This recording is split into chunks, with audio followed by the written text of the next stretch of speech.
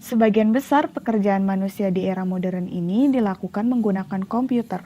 Pada awalnya, komputer hanya sebagai sarana penunjang pekerjaan.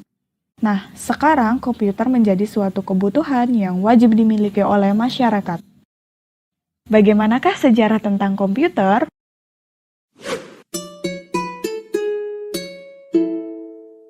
Hai, apa kabar semuanya? Salam sejahtera untuk kita semua. We meet again in Aneka Belajar. Pada video kali ini, kita akan membahas tentang sejarah singkat perkembangan komputer. Sebelum kita lanjut ke pembahasan, untuk mendukung channel ini agar lebih berkembang, silahkan kalian tekan tombol subscribe dan aktifkan notifikasinya di bawah ini, agar tidak ketinggalan video-video terbaru lainnya. Awal pertama kalinya komputer diciptakan ada pada tahun 1822 oleh seorang ahli matematika Charles Babbage. Dia menciptakan alat yang dapat menghitung sebuah tabel matematika sekitar tahun 1833. Mesin itu dinamakan analytical machine. Sejak saat itu, alat itu dikenal sebagai digital purpose computer.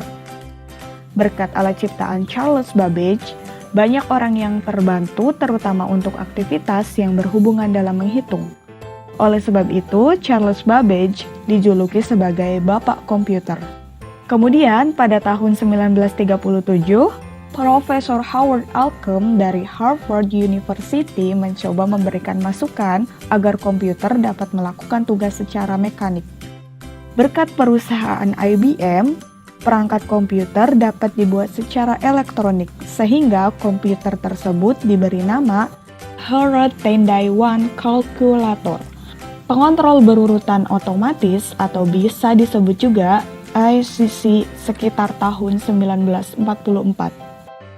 Secara garis besar, perkembangan komputer terbagi dalam 5 generasi. Generasi pertama dimulai ketika komputer digunakan dalam akademi dan militer, seperti komputer Atanasoff Berry, dibuat pada tahun 1937 untuk menyelesaikan sistem persamaan linear, dan komputer Colossus untuk memecahkan kode rahasia Jerman Nazi. Kemudian, ENIAC yang dibangun pada tahun 1946 menjadi komputer pertama untuk tujuan umum.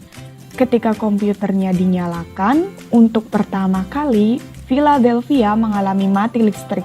Kemudian, generasi ini menggunakan tabung vakum untuk menyimpan data dan ukurannya memakan satu ruangan. Generasi kedua dimulai ketika transistor menggantikan tabung vakum. UNIVAC diperkenalkan ke publik tahun 1951 untuk penggunaan komersial. Kemudian pada tahun 1953, IBM memulai bisnis komputernya dengan merilis IBM 650 dan IBM 700. Berbagai bahasa pemrograman mulai dikembangkan dan komputer mulai memiliki memori dan sistem operasi. Generasi ketiga dimulai ketika teknologi transistor meningkat menjadi sirkuit terpadu. Komputer mini adalah inovasi yang signifikan dalam generasi ini dan mempengaruhi generasi komputer selanjutnya. NASA menggunakan komputer generasi ini untuk melancarkan program Apollo. Seperti komputer bimbingan Apollo untuk mempermudah kendali Apollo Command atau Service Module, Digital Equipment Corporation menjadi perusahaan komputer nomor 2 di belakang IBM dengan komputer PDP dan faksnya.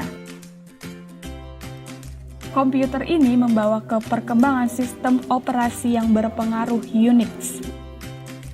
Generasi keempat dimulai pada dasawarsa 1970-an ketika penemuan MOSFET dan integrasi berskala besar selanjutnya membawa ke pengembangan mikroprosesor di awal 1970-an. Komputer pribadi yang semakin kecil berkat mikroprosesor mulai berkembang, dimulai dari komputer rumahan dan komputer meja.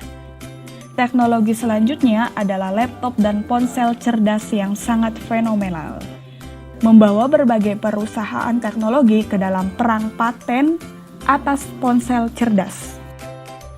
komputer generasi kelima. Pada generasi kelima ini, perkembangan komputer terus mengalami kemajuan yang cukup pesat. Pada generasi ini mulai dikembangkan teknologi layar sentuh, teknologi komputer yang lebih mini lagi pada sebuah smartphone. Bahkan jam tangan pun juga sudah bermunculan yang menggunakan teknologi komputer. Pada generasi ini, sistem operasi Android mulai dikenal pada perangkat smartphone. Perkembangan komputer masih akan terus berlanjut sampai nanti menjelang generasi ke-6 yang nantinya teknologi AI atau Artificial Intelligence akan menjadi primadona di dunia komputer. Nah, itulah sejarah perkembangan komputer secara singkat. Semoga bisa memberikan manfaat untuk kita semua. Sekian dari saya. See you later and keep it up.